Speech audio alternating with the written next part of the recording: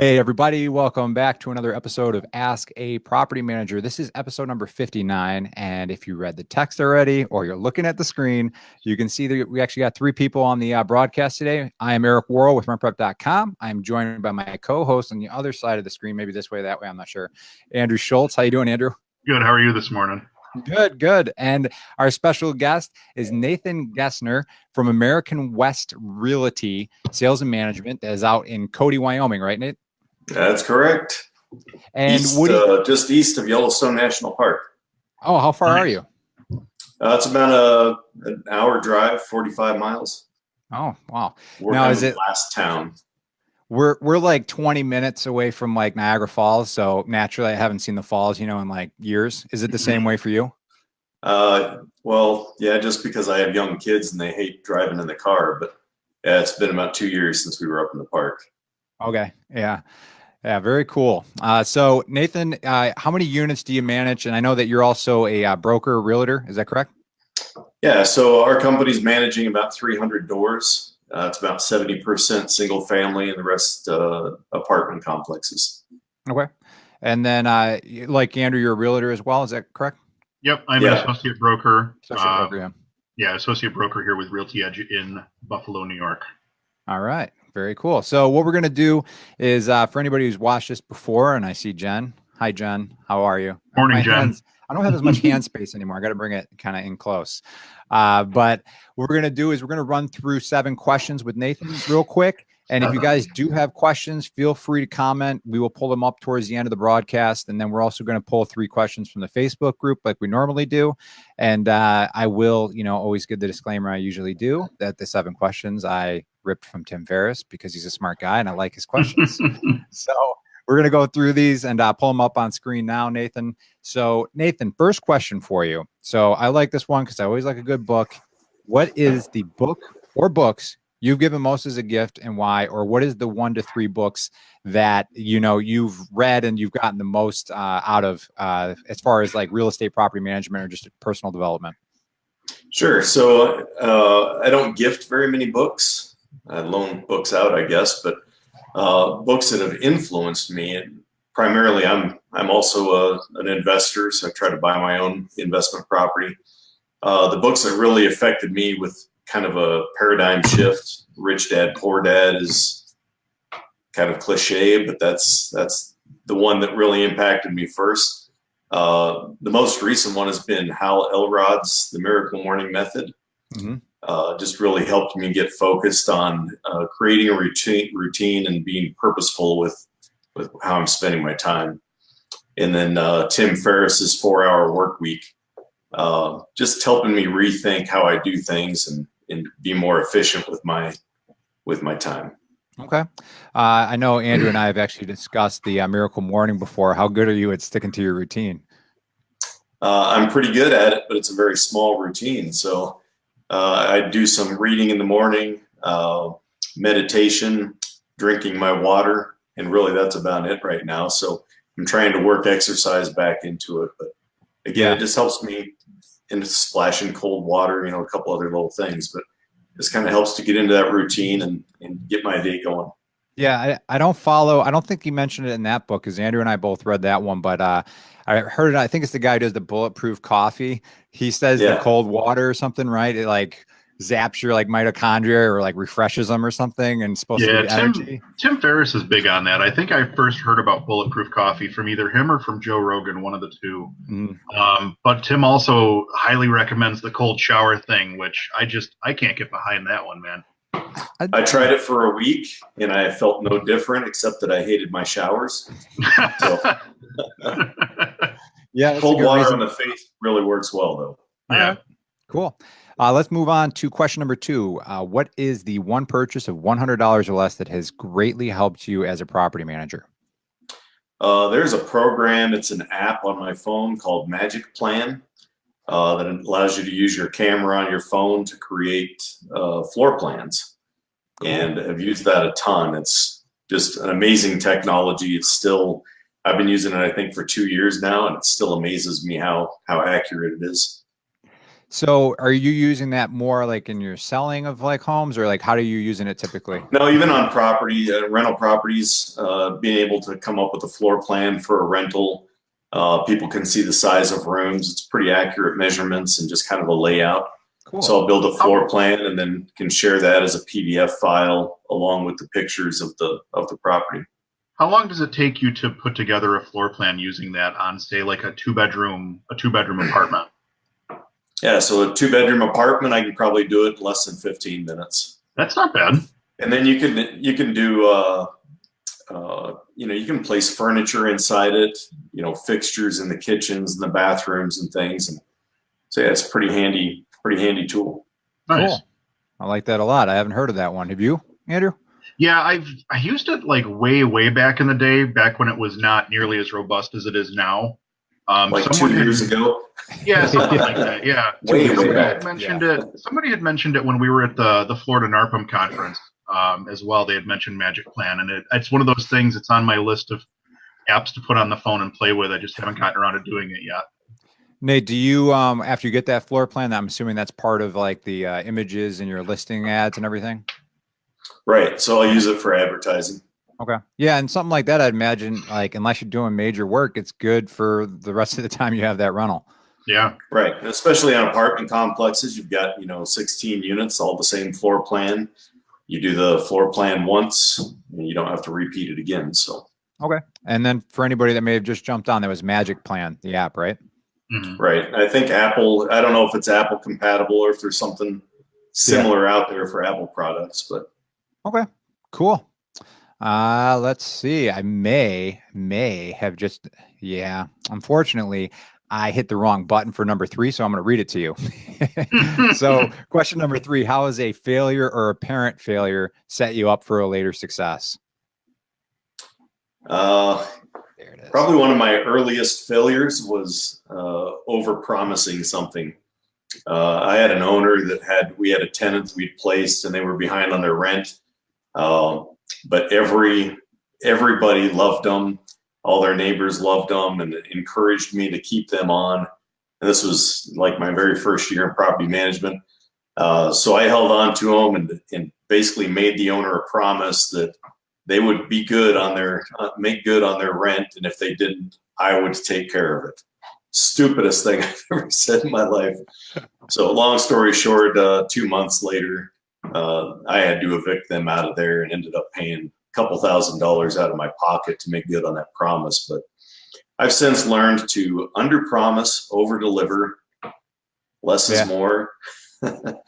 There's the Cody or the Wyoming Cowboy Code of Conduct says one of the points is to say less or talk less, say more. And I think that's important in property management. It's easy to say too much and end up talking yourself into some trouble. Yeah, absolutely. Just a little side note, because I remember reading up on your, we connected through Bigger Pockets. Cody, Wyoming, isn't that, there's like a Buffalo Bill connection? Yeah, Cody was founded by Buffalo William Cody. So it was founded by him. He built a dam here that enabled us to get agriculture into the area. And then again, with the Yellowstone National Park, tourism has really helped it take off. But yeah, cool. He's our namesake. Yeah, he just brings pain to me and Andrew every week. Buffalo Bills, yeah. Yeah, right. You guys can hear me, right? Yeah, you're a little frozen. You look a little stiff, but we can hear you. Yeah, my camera seems to have decided that it doesn't want to function. I'm going to drop out and come back in, but you guys keep going. Sure. You don't look terribly embarrassing because sometimes, you can get those still frames that look pretty bad. Dude, don't make me bust out the photo that I have of you. Which one? The one from the day when you were taking care of the kid after we were off air. Yeah, that was pretty bad. I'll be right back.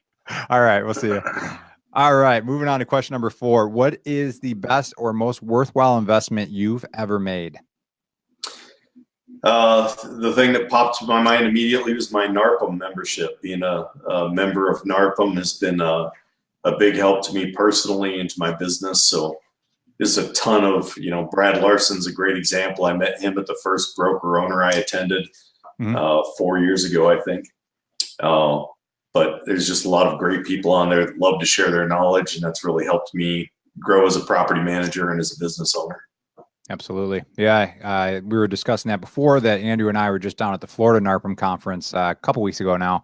But yeah, so much knowledge just packed into like 36 hours pretty much. So it's pretty cool to be a part of. Yeah. All right. So if there's some property managers listening and you haven't joined yet, check out NARPM, National Association of Residential Property Managers, right? Yep. That's correct. Nailed it. You guys have All audio right. and video back? Yeah. You're good. All right. The question number 5 here is, in the last 5 years, what new belief, behavior, or habit has most improved your life? Again, going back to, being an investor, I've discovered what's referred to as limiting beliefs. So I grew up in kind of a poorer family. So as I grew up and became financially stable and bought my first house, I was ahead of most of the people in my family, people growing up. I was ahead of my peers. So I kind of thought I was kind of at the pinnacle of what I could reach, and just kind of stagnated there. Mm-hmm. Even after I bought my first investment property, I felt like I was ahead of the game, and so I didn't pursue anything beyond that. And so now, kind of spending some more time reflecting back, I see how those were limitations that were set on myself. So just trying to brush those aside and realize that there's more potential than I initially thought. And it's enabled me to go out and, just this year we bought 6 units. Last year we bought 14 units. And so it's really helped me to see that I can do more than I had thought possible in the past. I'm curious, do you have like a end goal in mind? Because I mean, I kind of struggle with that sometimes, because you're always doing that balance between like, wow, like I definitely could have been pushing harder and been further along. And that definitely resonated with me when you said that. But then there's also that like, well, I don't want to rob too much from like family time or other elements in your life. Like, do you have a specific goal that you're going after? I'm not a big written down goals type person. So I know I could do more. But like you said, there's got to be a balance there, and it's really just evaluating what's important to you. What's your why. So I do want security. I want to be able to be financially free at some point in my life, so that I can work because I want to, not because I have to. Mm-hmm. So I do have a certain number of units in mind, and a dollar amount that I'd like to earn each year from those investments. But at the same time, I'm trying to weigh that against, minding my business, spending time with my family. About 4 years ago, I made a conscious decision to property management can really eat up your time. Mm-hmm. And I made a conscious decision to make sure that I'm working during the day, but at nighttime I go home and spend time with the family. I try to make sure my weekends are free so that I'm available with the family. So it's just a matter of, I guess I could Grant Cardone and 10X it and spend all my time at the workplace and do better with my investments, but that's really not my goal. So yeah, you're not going for the private jet then. No, not right now. Yeah. Would like to have my pilot's license though. Yeah, that would be cool. All right. So moving on to question number 6. If you could go back in time, what advice would you give yourself starting out? You're just getting started in real estate. I love the old Chinese saying. I guess it's Chinese. I saw it on a Facebook meme once.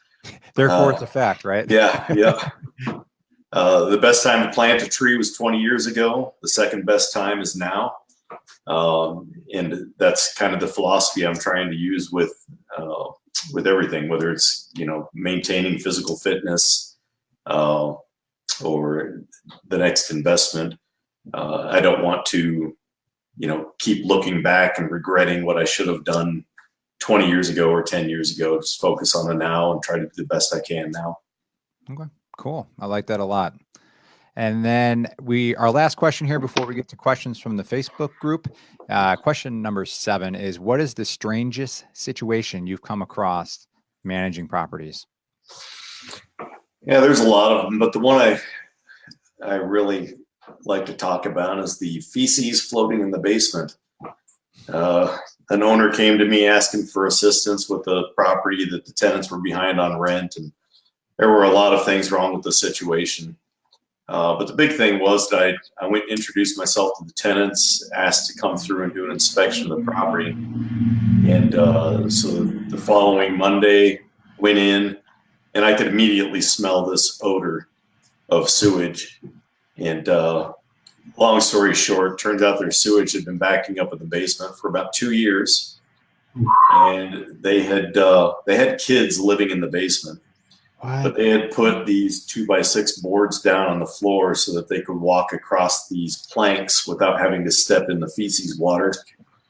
It's just disgusting. But so as I inspected the place, I could literally see feces floating in the basement floor and just saturated. And they still had kids living down there. So a quick call to family services. I had the kids out that day and had the tenants out shortly after that. But Wow. pretty amazing. Yeah, that's crazy. 2 years. That's nuts. Yeah. Yeah. Well, I'm glad, you being there came out with a better result than you not going there. So even though you probably weren't going to pick up their property to manage it, some good came out of it. So No, we are managing it now. Oh, really? Good tenants, yeah. Lawn looks great, smells nice. well, the bar was pretty low on that, right? Yeah, it's hard What to go was down. it that was causing the backup? Was there like a break in the sewer line, or was it just roots? Or Tree roots in the sewer line, and they had never called a plumber to come out and clear it out. So Wow.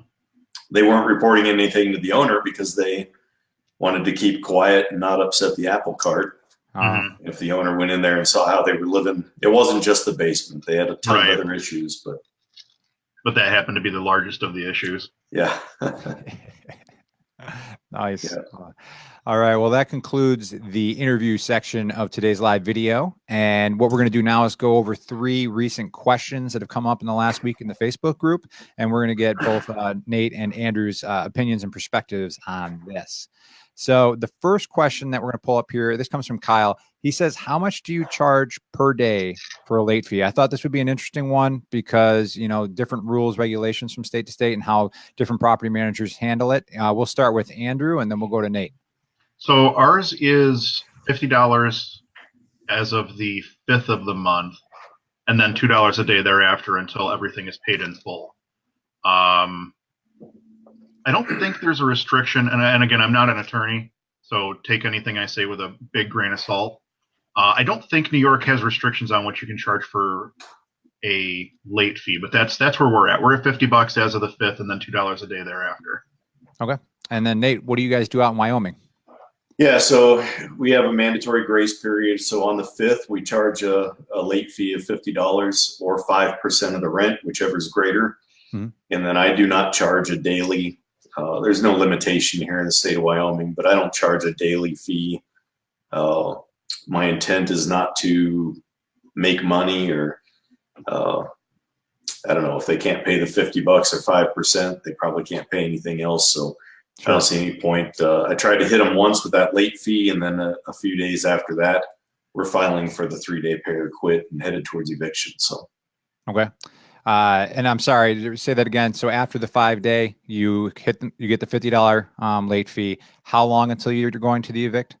Yeah. So the late fee is $50 or 5% of the rent, whichever is greater. And then on the 10th of the month, we're filing the 3-day pay or quit. Okay. So you just kind of get right to business. Andrew, do you think, have you ever tried that? Can you do any kind of comparison? Did you switch to the $2 a day just to kind of encourage people quicker, or what was the rationale? So it was actually something that one of our clients had discussed with us because he's got several apartment complexes, and that's how he's done his late fees for 20 something years. Prior to that, I think we were just charging the 50 flat. And then when he came in, he's like, he'd always done the 50 plus the 2. I don't get a lot of resistance to the $2 a day. Sometimes it's a little bit of a headache trying to calculate, exactly how much is due or whatever. Realistically speaking, if I get a rent payment from a tenant and if there's $2 or $4 left there in late fees after their payment is received, I just credit it and move on with life. It's not worth haggling over a couple bucks. Yeah. And in the past, when I first started out, I used to do $5 a day. Then I put it to $10 a day, and I realized it really, for me, it just wasn't having any impact. It didn't accelerate anyone coming in to pay and catch up. And like you said, it was difficult to track. The tenant would come in and maybe they had $20 in accumulated late fees, but they would only pay 10 or 15. I was constantly having to clean up the books, so I just got rid of that. Okay. All right. I'm simple-minded. What did Michael Scott say? KISS, keep it simple, stupid. Great advice. Hurts my feelings every time, right? Mm-hmm. Well, it wasn't Michael Scott. It was Dwight, I think, who said that. But You have a anywho, Michael Scott problem. yeah, it's been like 3 weeks since I've done a reference, Andrew. I don't think it's been 3 weeks. I think been you at had least your a week. bandana on last week. Yeah. Tired this morning. So, all right. This next question comes from Peter. He says he has a opening and his ad response has not been the best. What should he do? We'll start with Andrew. Yeah. How are we starting with me? Yeah. Sorry. Okay. It'd be helpful to know what state he's in, to be honest with you. Just because I know here in Western New York, our leasing has slowed down quite a bit in the last month or so as we're starting to get into a little bit cooler weather, fall weather, kids are back at school, stuff like that. We're going to see a slowdown in leasing, and it'll be a slowdown now all the way through probably the end of December. Then in January, we'll see an uptick, and it's usually because of one of two reasons. Either somebody got engaged or somebody's getting a divorce. So we always see an uptick in leasing right at the start of the year. And then it usually really starts to pick up again in like the March, April timeframe. So if he's not getting a ton of response, there could be more than one factor. It could be, he may not have good or enough photos up. I mean, we always stress good photos is super important when you put a listing up. Some kind of engaging copy is always good. It could be a pricing issue if he's trying to get more than what the surrounding properties are trying to get, or if he's trying to get way less than what the surrounding properties are trying to get. Sometimes that's a red flag to people saying, maybe there's something wrong with this property because it's just too cheap or something like that. But those would be my initial thoughts on it. Okay. Yeah. And just to, I just looked up his profile here. He's in Rodman, New York, which is like upstate New York. So yeah, he's probably in the same issue where it kind of dies off. I'm sure you get that in Wyoming as well, where you have kind of a seasonal rental market. What comes to mind on this question for you, Nate? Yeah, it's the same thing. I'd want to know where he's advertising. Is he just throwing a newspaper ad or Craigslist? I think some important things are wide dissemination. So if you can throw it out on Zillow, Truly, or Realtor.com, Craigslist, the newspaper, whatever works for your market. Real big in my areas, we have a local Facebook group, Cody Area Classifieds, and get a lot of traffic on that. And then, like Andrew said, quality photos. If you can get video, on video, it's nice if you can get quality video. But even just doing a walkthrough with your cell phone, giving people an idea of the layout, a quick panorama of the neighborhood, something to try and attract that attention. So I haven't put it up yet, but I thought it was really good. And I think this was actually for a house that was for sale, but I saw it on Reddit.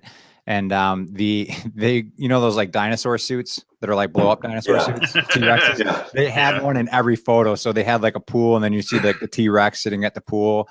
But I was like, you know what? That guy probably gets really good response because people are like, it's something different, Mm-hmm.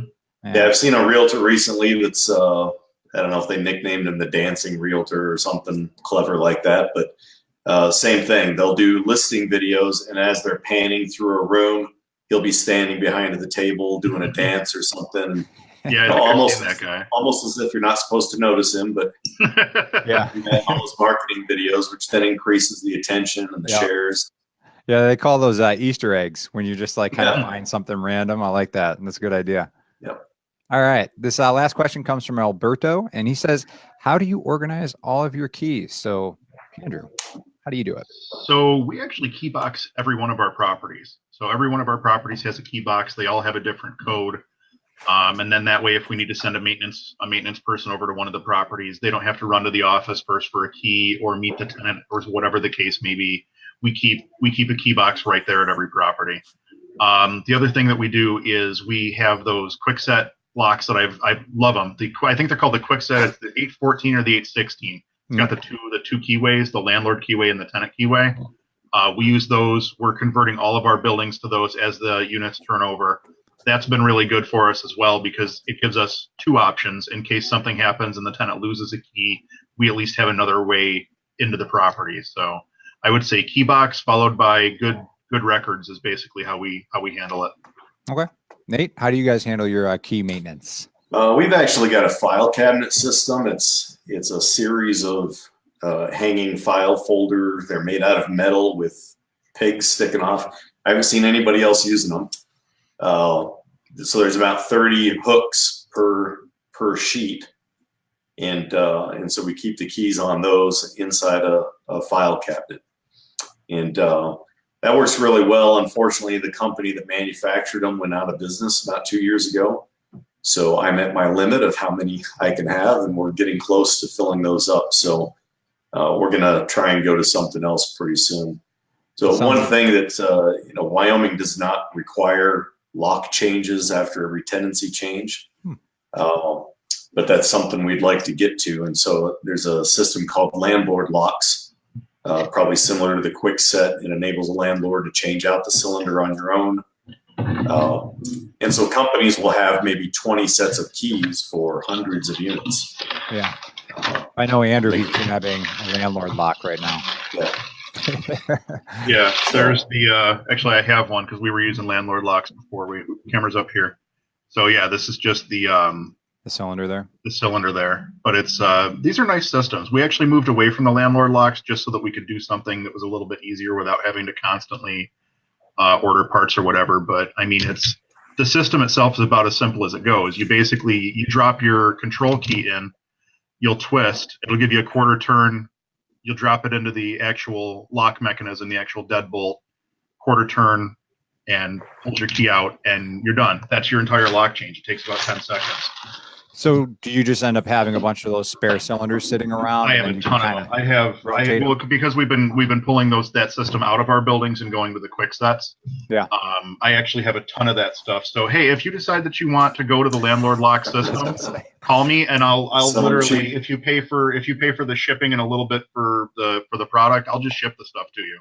And then you can just take it over and add it into your system or whatever you want, because I have a ton of that stuff sitting here. And that could be a small moneymaker too. You can get your mandate that your tenants pay for the lock change each time. So like you said, it only takes a minute or so to change out the locks, but you can charge the tenants a small fee for that. Mm-hmm. Yeah, one thing I would definitely recommend is try to find a key cutting machine if you're going to move into that system, and buy a box of the blanks online or whatever. I think that would have actually cut down a lot on the amount of times we would have had to go back to landlord locks to either order new keys or order new cylinders, whatever the case may be. It just got to the point where I was sick of dealing with it, which is why we made the switch over to the quick sets. And then subsequent to that, I also bought a key cutting machine. So having that key cutting machine, though, has been really, really very handy. How much does a key cutting machine cost? Honestly, I picked it up on Craigslist for like $250. I got a great deal on it. I had to run to Rochester to pick it up, but it was a nice ride. It was only an hour ride out there. Yeah. It was $250 for the key cutting machine, and it came with a ton of blanks too. And even like one of the towers that you would put the keys, like the key blanks on, and whatever, it spins around and whatnot. So, but yeah, it was inexpensive. You can find them online though. You can just Google key cutting machines online, and you can definitely find them. But they're more in like the $500 to $700 range if you buy them new. Okay, cool. And then Jen mentioned one here. She said she uses the Slage electronic door locks. Easy to add and delete tenant codes and cheaper in the long run than changing out locks. I actually have a Schlage on my home that's probably similar, where you can put in a bunch of different codes, and I love it. So it all depends on what you're using it for. If it's like maybe a front door to a complex, it's going to be different than the door to the actual unit. But yeah, some of those electronic deadbolts too are pretty nice. Can you pull her second comment there about it'll hold up to 16 codes? Yep. That's super handy, because I've never seen an electronic that would hold more than like 2 codes, which is one of the main reasons we opted not to go with the electronics. But knowing that there's one out there that'll hold up to 16 codes, that's really super convenient. Yeah. We have the quick set at the office because we have a bunch of employees, and each employee has their own code to get in. And that's been pretty nice too. Nice. So, yeah, cool.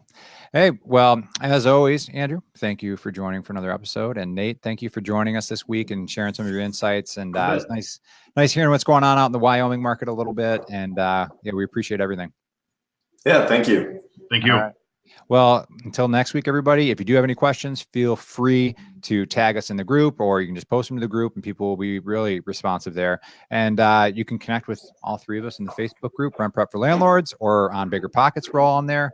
And yeah, if anybody has a need for a property or management in Wyoming, in Cody, Wyoming, or Buffalo, New York, these are the two guys you talk to. All right. Take care. Thanks, Eric.